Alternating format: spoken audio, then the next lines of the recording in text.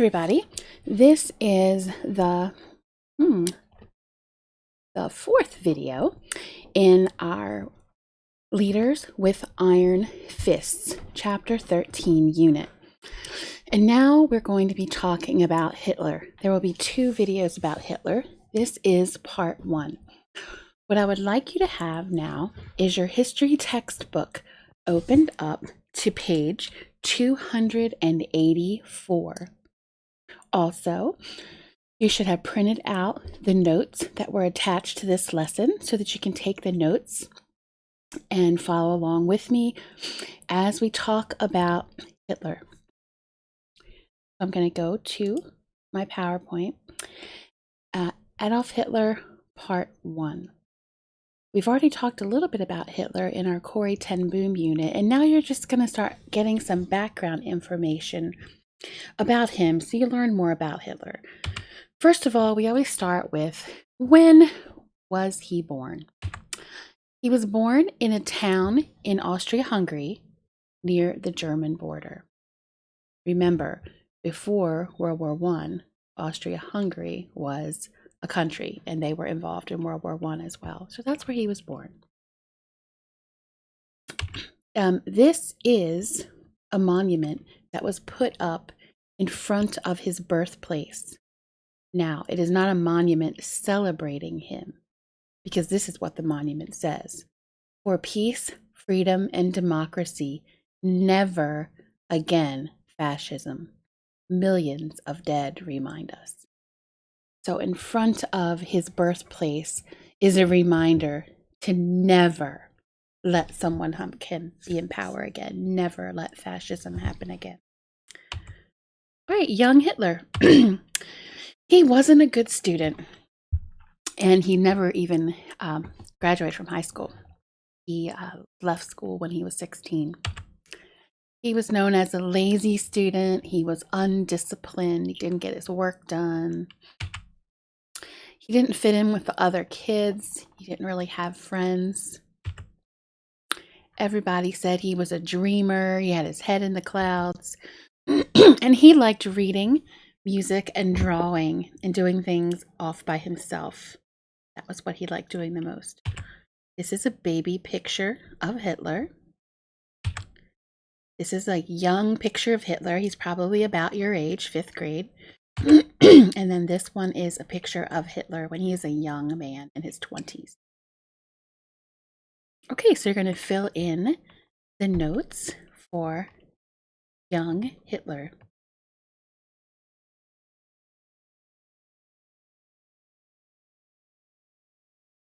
Okay, Hitler originally wanted to be an artist. When he was 18 years old, he went to Vienna and he wanted to be an artist. He wanted to go to the Academy of Fine Arts in Vienna. He tried to get into the academy twice, but both times he failed the entrance exams. For a few years, he stayed in Vienna, and he was selling his paintings on the street. And while he was there, his hatred of the Jews started really developing and getting stronger. He saw a lot of Jewish people in power. He saw Jewish people who were rich and socially accepted at all the fancy parties, and he was not. And he started getting very angry and feeling a lot of hatred for the Jews at this point. This is a picture of the Academy of Fine Arts as it looked when Hitler would have tried to attend. And these are actually two paintings that Hitler painted. If you go online, you can find lots of different paintings that Hitler did as an artist. He always loved painting. So these are just two examples of things that he painted. World War I. Hitler moved to Germany in 1913, and he fought in World War I, which we've already studied about. This is a picture of Hitler with some of his army buddies. There he is right there.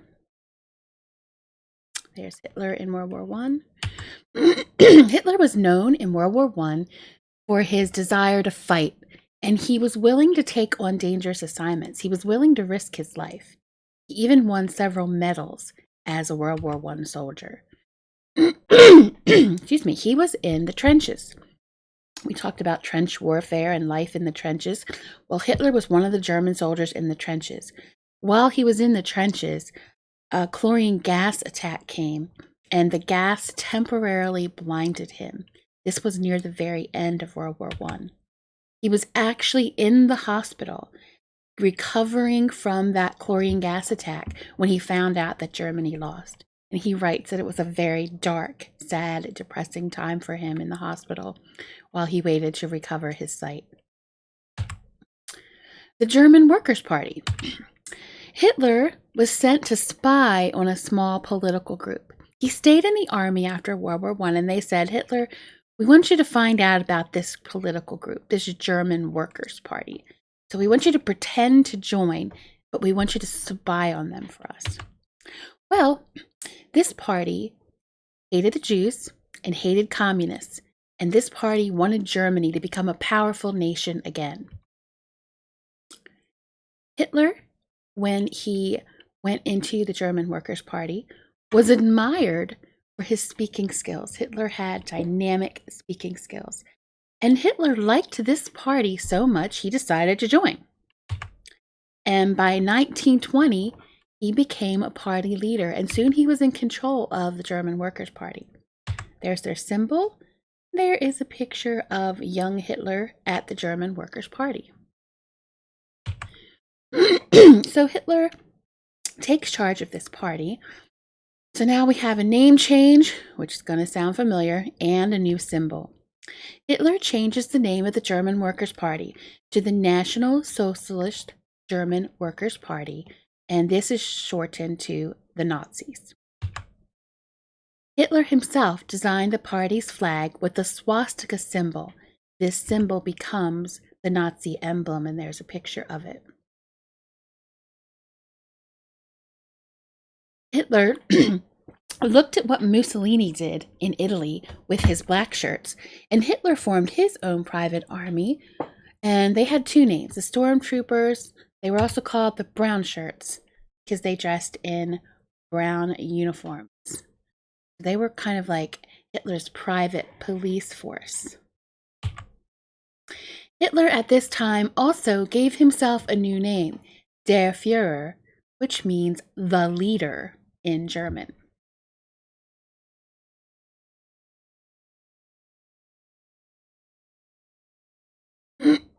Well, in 1923, Hitler and the Nazis tried to take over the German government, but they failed, and Hitler got sent to prison.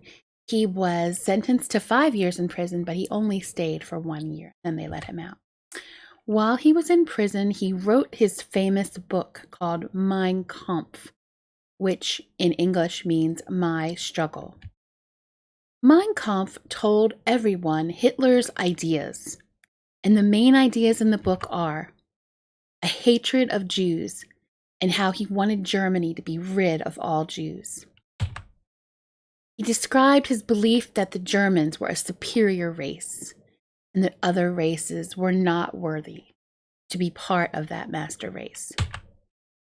He describes his ideas about dealing with foreign countries. Basically, if I want your land and I think you're inferior, I will take your country. Hitler also hated the communists, and he did not want the communists to have any control in Germany as well. So Hitler did tell everyone way before World War II what his philosophy was. His book outlined what he wanted to do. He wanted to get rid of the Jews. He wanted to create a superior master race. He wanted to take over other countries. He wanted to get rid of the communists as well. His book, the first time it was published, he only sold like 9,000 copies. But as he became more powerful and more popular in Germany, he started selling millions of copies, and he became a very successful author. Hitler comes to power in Germany. So right now, he's the leader of the Nazi Party. Hitler runs for president in 1932. He lost, but many Nazis got offices. And so the Nazis get more power in the government. In 1933, the president of Germany, President Hindenburg, appoints Hitler to be the Chancellor of Germany. So this would be the second highest position in Germany. 4 weeks after Hitler becomes Chancellor, a German government building mysteriously is burned. Hitler goes on the offensive and he blames the communists. He tells everyone the communists are burning down our government building. So he sent his secret police, brown shirts. They also get the name Gestapo. So the Gestapo goes and arrests 4,000 communists. Some of them get sent to jail. Some of them they just kill right then and there. And some are sent to concentration camps. Hitler is slowly starting to get rid of all the people in the government in Germany that he does not approve of and who do not support him. And he even looked at his own stormtroopers, his own Gestapo. If any of them had ever disagreed with him or made him angry, at this time, he got rid of them too. This is a picture of Hitler with President Hindenburg. This is a picture of the day that President Hindenburg made Hitler the Chancellor. President Hindenburg dies. And when President Hindenburg dies, Adolf Hitler declares himself both president and chancellor, and he becomes the dictator of Germany. Okay, at this time, I am going to show you a video.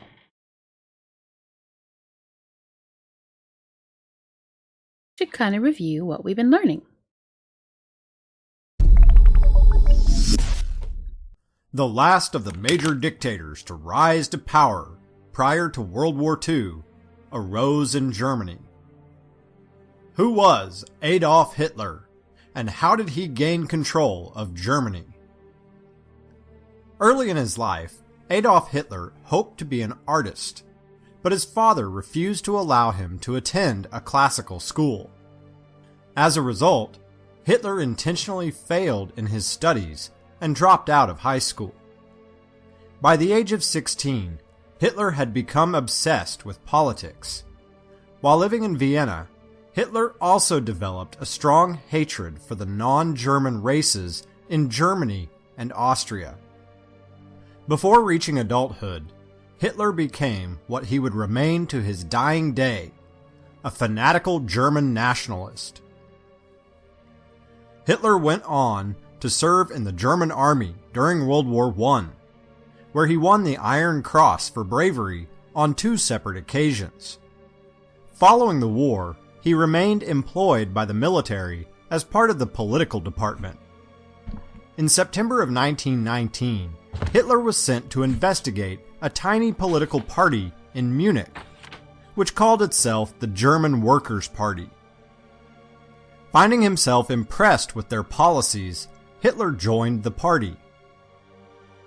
He quickly became one of the most influential voices of the group, and in 1920, the name of the party was officially changed to the National Socialist Party, or simply the Nazi Party. Hitler's first attempt at seizing power in Germany came in November of 1923, during an incident known as the Beer Hall Push. The Nazis hoped to replicate Mussolini's March on Rome by seizing control of the government in Munich, the capital of Bavaria. The police opened fire, and 16 Nazis were killed. Hitler escaped, but was arrested 2 days later and sentenced to 5 years of incarceration. Hitler spent his time in prison dictating what would become the first volume of Mein Kampf, a book that was, in part, an autobiography and also a collection of Hitler's philosophical thoughts. In this book, Hitler stressed the superiority of the German race, a desire to rule Europe and the world, and an intense hatred for the Jewish people and religion.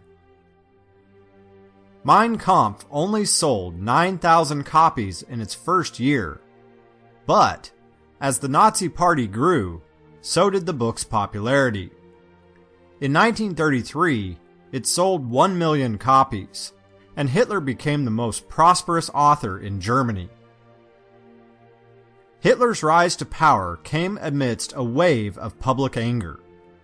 Hitler and the Nazi Party appealed to the emotions of the people by emphasizing Germany's humiliating defeat at the end of World War I and declaring that Jews within the government had caused the nation to capitulate. When the Great Depression began, support for the Nazi Party swelled. As unemployment rose, the Nazis exploited the resentment Germans held for their government. In the 1928 elections, Nazi candidates received fewer than 1 million votes. However, 2 years later, after the Great Depression began, the Nazi Party received 6 million votes. In 1932, the number rose to more than 14 million votes, and the following year, Adolf Hitler was named Chancellor of Germany.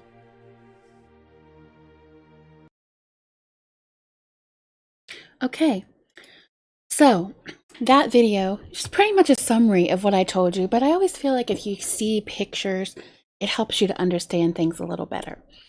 So as we said with Mussolini and Stalin, people turned to Hitler because of the terrible economic conditions. There was a depression. There weren't jobs. People were desperate. People felt humiliated by the failures and the treaty after World War I. And Hitler played on all those feelings of hatred and anger and fear in his speeches. People were looking for somebody to help them make a change. And Hitler was there at that time, and he gave all of these highly convincing speeches. And in the speeches, he talked about how he wanted to make Germany a great and glorious nation again. And people listened to that, and they believed it. Many of the Germans at this time in 1934 do not think that Hitler is really serious about that other stuff that he wrote in Mein Kampf about getting rid of Jews. And they think that that's probably not going to happen. And our economy is getting better. Even other countries who were watching Hitler didn't really do anything to stop him, even though he was gaining more power and building the military, even though he wasn't supposed to, because of the improvement in living conditions in Germany. So early in Hitler's leadership, the living conditions did improve. And this is how this man, this evil man responsible for millions of deaths, actually came to power in Germany. Your assignment today is to read pages 284 to 286 in your history textbook. And this goes along with everything that we talked about today in this video. In our next video, we will be talking about what started happening after Hitler came to power. I'll see you next time.